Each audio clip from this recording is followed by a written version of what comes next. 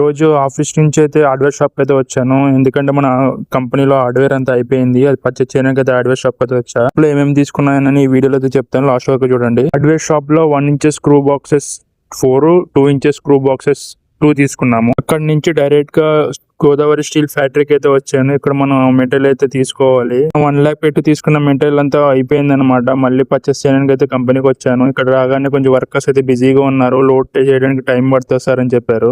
అంతవరకు ఖాళీగా ఉండడం ఎందుకని 4 క్లిప్లు వీడియో అయితే తీసుకున్నాను. నేను రెగ్యులర్గా వస్తానన్నమాట. ఇక్కడ మనకి తక్కువలో వస్తుంది మెటీరియల్ అంతా. అంతలోనే మనకి ఆటో అయితే వచ్చేసింది. మన వర్కర్స్ కూడా రెడీ అయిపోయారు లోడ్ చేయడానికి. ఆటో కూడా మనం వెయిట్ చేయించేసుకొని రెడీగా పెట్టాము లోడ్ చేయించడానికి.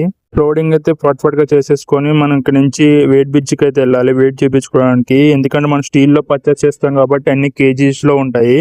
వెయిట్ ని బట్టి బండి వెయిట్ తీసేసి ఎంత వెయిట్ అయితే వచ్చిందో దాన్ని కేజీలో కన్వర్ట్ చేసి ఎంత అమౌంట్ అయింది అన్నది మనకు లాస్ట్ లో చెప్తారనమాట. ఇక్కడ నుంచి ఇది అయిపోయిన తర్వాత వెయిట్ బ్రిడ్జ్ కి అయితే వెళ్తాం. వెయిట్ బ్రిడ్జ్ కి అయితే వచ్చేసాను. ఇది ఫస్ట్ మనం బండి వెయిట్ అనమాట మీకు చూపించేది. ఈ కాంటా వచ్చేసి మనం లోడ్ చేయించుకునే షాప్ పక్కనే ఉంటది అనమాట. ధర్మగంట మనం జీడిమెట్లు వెళ్ళే రూట్ లో అయితే ఉంటది. ఇది నేను ఎప్పుడు మెటీరియల్ పర్చేస్ చేసిన ఈ కాంటాలోనే పెట్టిస్తాను. ఎందుకంటే ఇది ఒకటే మనకు పర్ఫెక్ట్ గా వస్తుంది అనమాట. వేరే కాంటాకి వెళ్తే వెయిట్ అనేది చాలా తేడాగా కనిపిస్తుంది. అందుకని ఈ కాంటా మాత్రం కాంటా అయితే పెట్టి చేసుకున్నాము. మనకి బిల్ అయితే ఇచ్చేసారు. ఇక్కడ నుంచి మళ్ళీ గోదావరి స్టీల్ కి వెయిట్ ఎంత వచ్చింది అమౌంట్ ఎంత అయిందని నెక్స్ట్ వీడియోలో చెప్తాను. అంతవరకు నా అకౌంట్ ఫాలో